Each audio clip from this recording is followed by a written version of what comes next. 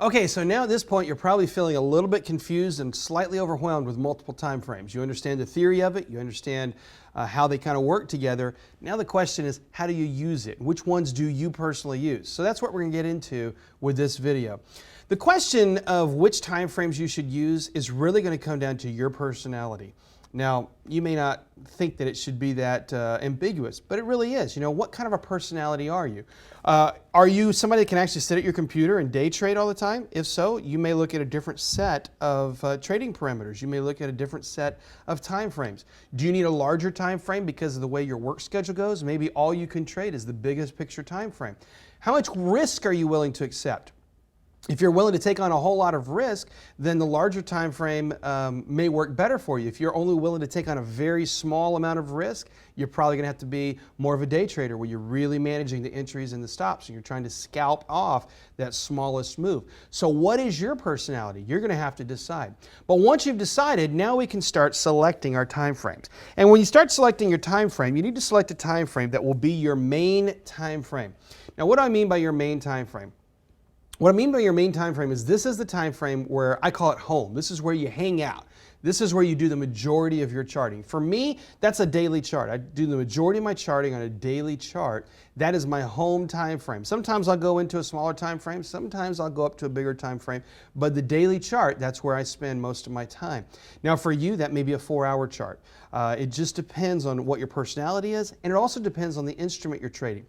For example, if you're trading a currency pair, currency really works better on smaller time frames. You probably want to look at a 4-hour chart or maybe a 1-hour chart or even lower as your home base in currency. If you're trading stock, you can definitely go up to the daily chart, and some people like to even go up to a weekly chart for their home time frame. But you've got to decide what's your home time frame going to be. Now that time frame, that will be your main time frame. This will be your home, or this will be your base. Everything is going to build from that center time frame, okay? Now, when you start to select your time frames, now we're going to work with 2 or 3 additional time frames to help bring clarity to your main base time frame.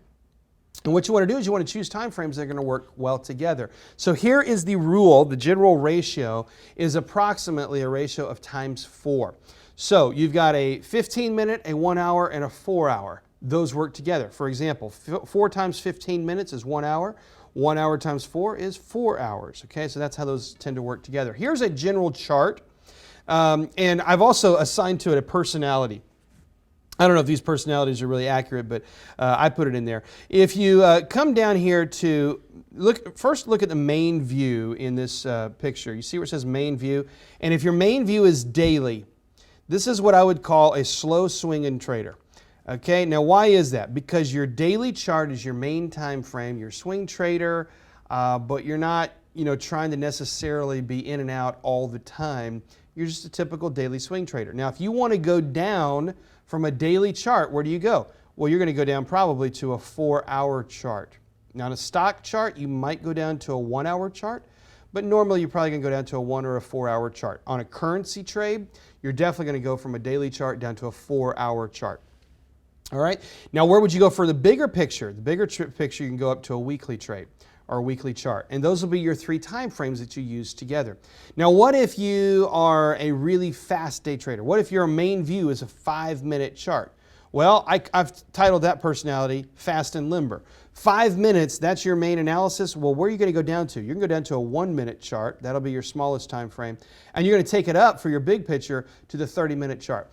The trend that's happening on a weekly chart means nothing to a 5-minute trader. It means truly nothing. And the trend that's happening on a 5-minute chart means nothing to a weekly trader. And so if you want to get the right time frames here, we need to figure out what kind of a trader are you? What is your personality? So let's go through these personalities here. Fast and limber. If you're fast and limber, your main view is going to be a 5-minute chart. You go down to a 1-minute up to a 30-minute. If you're anxious but patient, well, you got a little more patience than the super 5-minute day trader here. Your home view is going to be a 30-minute chart. You're going to go down to a 5-minute, and you're going to go up to a 2-hour chart. If you are settled on your toes, your main view is going to be a 1-hour chart. You go down to a 15 minutes and up to a 4-hour or daily chart. And then we start to get more into the swing trader view. If you're a typical swing trader, especially in currency, you're going to be at a 2 to 4 hour chart. You go down to a 30-minute or up to a daily. Now, if you're a typical swing trader in stock, you probably are what I've titled here slow swinging, which is going to be the daily chart here. And you take that down to either a 1 or a 4 hour chart, and then on up to a weekly chart. And then if you just ride the big waves, and this is what a lot of funds do. A lot of funds are really riding the big waves. That's it. What's their main view? The main view is what's the weekly. Weekly chart is doing this. That's my big picture trend. It's my big, 18-month trend. And we might go down to a daily, and we might go up to a monthly. But we're going to avoid all the 5-minute noise, avoid all the 30-minute noise, avoid a lot of the daily noise in honor of the big weekly trend. And so this gives you a good kind of a grid, a good overview of which time frames you might want to put together. Now the next step is the 3-step process. Here's the 3-step process for using the multiple time frames. Do your analysis on your primary time frame. Identify all the analysis that you want to do in your primary time frame. Then move up one. Go up a time frame to check for congruency, and then go down one. So we're going to start with the main time frame, go up to the bigger one, go down to the smaller time frame, and see if everything is in agreement. And when things are in agreement, then that's going to be good for your confirmation. So let's take a look at this picture here. We've got a Aussie dollar, Canadian dollar currency pair here, and you look at it and you say, why is this thing stuck? I don't understand why this thing is so stuck. And so we look at this. This is a daily chart. Notice this is a 1-day chart here. And I'm looking at it and I'm like, I have no idea. It's all stuck. Well, let's go up and let's look at the weekly chart. We look at the weekly chart and say, oh, well, the weekly chart's stuck. So no wonder the daily chart is stuck. If I come up to the weekly chart is in a big consolidation type of a trend. What do you expect the daily chart to be? Consolidating in a trend.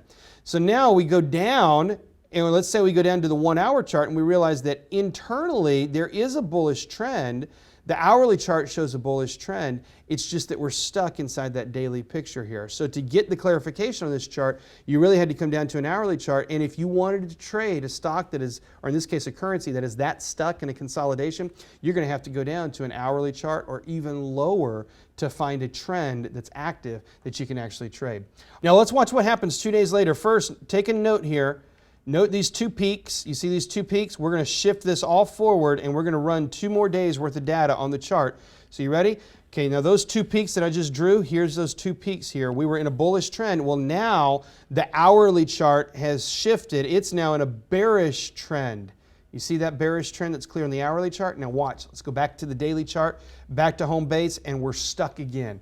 Now why are we stuck on the daily chart? Well, if we go up to the weekly chart, we're still stuck. So you see what's happening is internally there's some trends happening. The 1-hour chart has some trends, but the daily chart is still stuck, and the daily chart is a reflection, in this case, of the weekly chart. Both the daily and the weekly are stuck, and if you're looking to get into a big primary trend, the weekly and the daily are telling you there's no trend going on. But if you want to find a trend you can trade, well, you've already seen, we could go down to that hourly chart, maybe find some trades there, and if you wanted to really hone in on the primary trend on that hourly chart, well, we could subdivide that even further. Now watch what happens on this daily chart. Run it forward a few days, and now on November 25th, that daily chart breaks free. Now notice we got all of the clear signals that we've been looking for. We're below the clouds. Clouds are all pointing down. We're in the clear with the Chiku span. Okay, so we're good to go. This trade is going down now. Let's go where? Let's go to the hourly. And is the hourly telling us that we're in the clear? Yep, the hourly is telling us, okay, we're in the clear. This thing just needs to keep going. There's no consolidation. Nothing is fighting us here.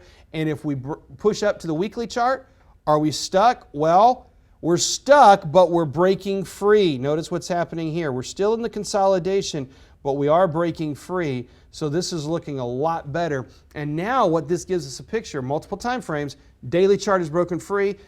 Hourly chart confirms that you're going up to the weekly chart. Is there anything left to hold this thing? Well, we see we're right at support. And sure enough, if you ran it forward on the daily chart, 2 weeks later, we're 300 pips down. Huge move. So that's the way these time frames, multiple time frames, work together. What happens is you can get clarification by looking at the different time frames together. And this 3-step process is really beneficial for that. Again, here's the process. Do your analysis on the primary time frame.